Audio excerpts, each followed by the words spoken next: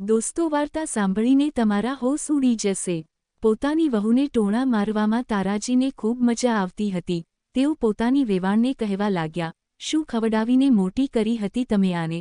બે દિવસે બીમાર પડતી રહે છે, આજે પણ શરદી ખાંસીથી પરેશાન છે। આ તો એવી વહુ છે જે બધાને બીમાર કરી દેશે। હું તો કહું છું કે તમે તેને અહીંયાથી લઈ જાઓ અને જ્યારે તે સંપૂર્ણપણે સ્વસ્થ થઈ જાય ત્યારે તેને પાછી મોકલી દેજો। પૂનમ અપમાનિત થઈને ઊભી હતી। તેને આ બધું બિલકુલ સારું નહોતું લાગતું। તે રડતી રડતી પોતાના રૂમમાં જતી રહી।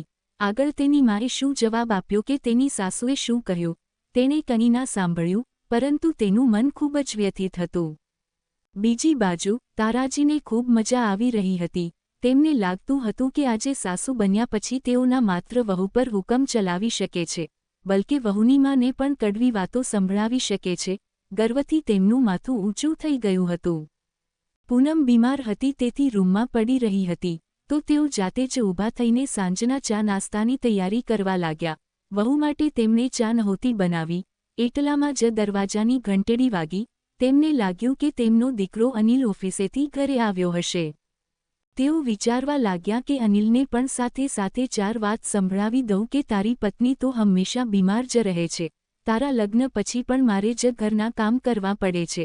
આવી વહુ અમને જ કેમ મળી? તું પોતાની પત્નીને થોડી કાબૂમાં રાખ।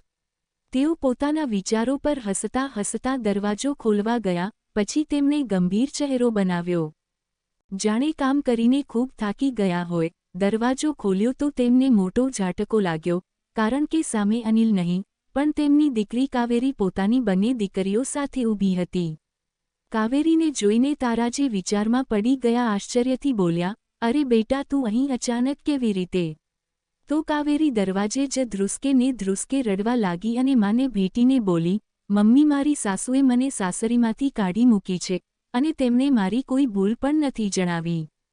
આ સાંભળીને તારાજીનું દિમાગ ફરી ગયું। તેઓ બોલ્યા, આ બધું શું બકવાસ છે? તે તને આમ કેવી રીતે ઘરમાંથી કાઢી શકે? ચાલ, તું અત્યારે જ તારા ઘરે ચાલ, હું તેમની સાથે વાત કરું છું કે આખરે તેમની હિંમત કેવી રીતે થઈ તને ઘરમાંથી કાઢવાની। તેમને પોતાની પૌત્રીઓ પર પણ જરા પણ દયા ન આવી। આટલી માસૂમ બાળકીઓને તેમણે ઘરમાંથી કેવી રીતે કાઢી મૂકી? પ્રશ્નચિહ્ન। તેઓ તરત જ પોતાની વેવાણને ત્યાં પહોંચી ગયા।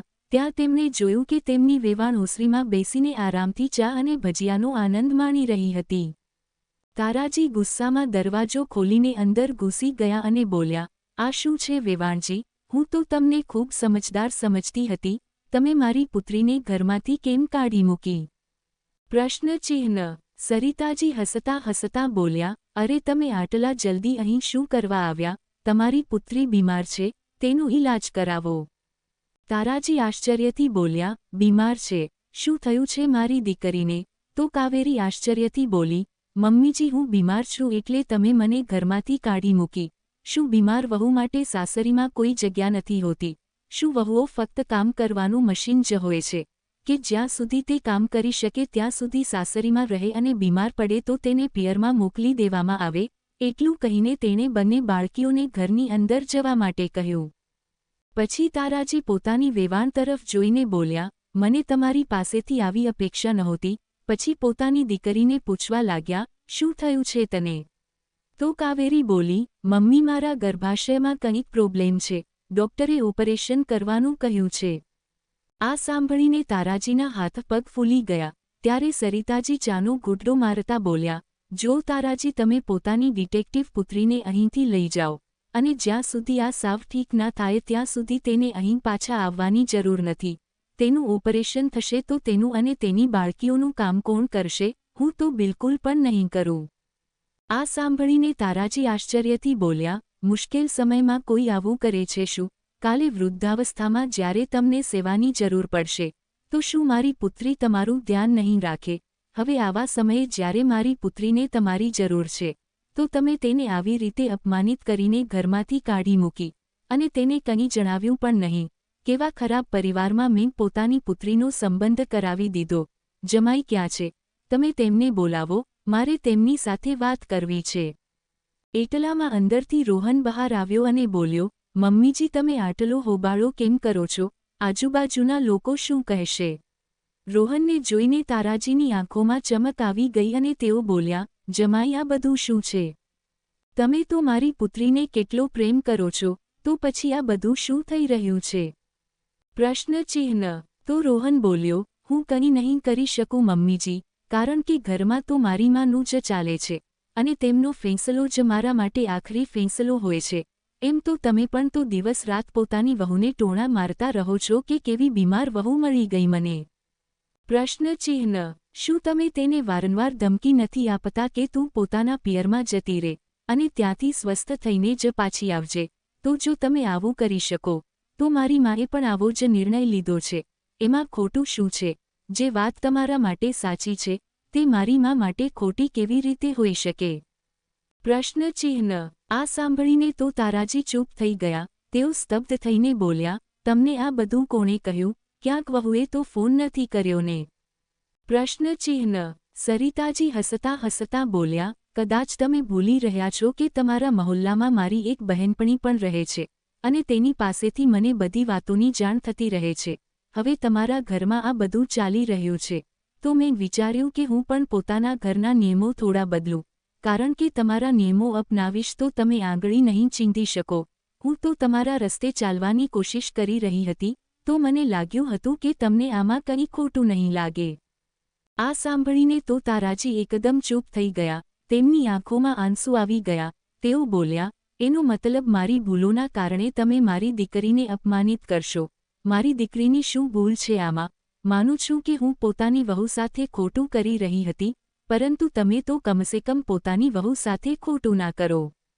સરિતાજી થોડા વ્યંગ સાથે બોલ્યા, અચ્છા, જ્યાં સુધી વાત તમારી વહુની હતી ત્યાં સુધી બધું ઠીક હતું, પણ જ્યારે મારી વહુની વાત આવી તો તમને ખરાબ લાગવા લાગ્યું, કારણ કે મારી વહુ તો તમારી દીકરી છે ને? સાચું કહી રહી છું ને હું? પ્રશ્નચિહ્ન. તારાજી એકદમ શર્મિંદા થઈ ગયા. ત્યારે સરિતાજી બોલ્યા, ઠીક છે, હવે મારી વહુ ઘણી જૂની થઈ ગઈ છે, અને મારો તેની સાથે સંબંધ પણ સારો છે, તો હું તેની સંભાળ રાખી લઈશ અને તેનું ઓપરેશન પણ કરાવીશ. પરંતુ તમે તો પોતાની વહુ માટે નહીં બદલો ને? તમે તો એવા જ રહેશો ને? પ્રશ્નચિહ્ન. તારાજી ઉતાવળે બોલ્યા, ના ના, એવું કેવી રીતે થઈ શકે? હું સમજી ગઈ છું કે હું ખોટું કરી રહી હતી, તેથી હવે હું પોતાની વહુ સાથે ખોટું વર્તન નહીં કરું, અને તે જ્યારે પણ બીમાર પડે તો હું તેને ટોણા નહીં મારું. ત્યારે સરિતાજીએ તરત જ પૂનમનો નંબર ડાયલ કર્યો અને બોલ્યા, તો લો તમારી વહુને કહી દો કે તમે ભૂલ કરી હતી. હવે તારાજી શું બોલે? તેમણે સંકોચ સાથે ફોન લીધો. જ્યારે વહુએ ફોન ઉપાડ્યો, તો તેઓ બોલ્યા, વહુ સાંભળ, આજ સુધી મેં તને જેટલા પણ ટોણા માર્યા, તે બધા માટે મને માફ કરી દે. હવેથી હું તને ટોણા નહીં મારું. તું બીમાર પડે તો હું તારી સંભાળ રાખીશ, તને ઘરના કામ કરવા માટે મજબૂર નહીં કરું, અને તારી માને ફોન કરીને કંઈ પણ નહીં સંભળાવું. સરિતાજીએ ફોન પાછો લીધો અને બોલ્યા, અને વહુ, જો આમણે તને એક શબ્દ પણ કહ્યો, તો તું મને ફોન કરીને જણાવજે, કારણ કે હવે મારે પણ પોતાના ઘરની વહુ સાથે એવું જ વર્તન કરવું છે, જેવું આ પોતાની વહુ સાથે કરે છે. પૂનમની આંખોમાં આંસુ આવી ગયા. તે સમજી ગઈ કે તેની સમસ્યા હલ કરવા માટે જ તેની નણંદે તેની સાસુ સાથે આ બધું નાટક કરાવ્યું છે, કારણ કે તેણે આજે જ બપોરે રડતા રડતા પોતાની નણંદને ફોન કરીને બધું જણાવ્યું હતું.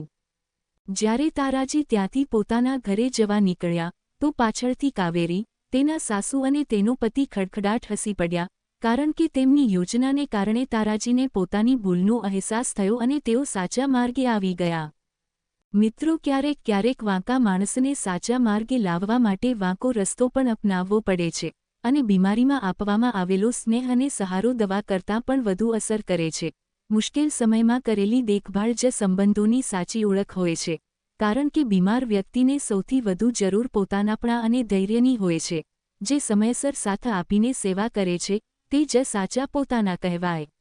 આવી જ વાર્તા સાંભળવા માટે ચેનલને સબસ્ક્રાઇબ કરજો મિત્રો. ધન્યવાદ.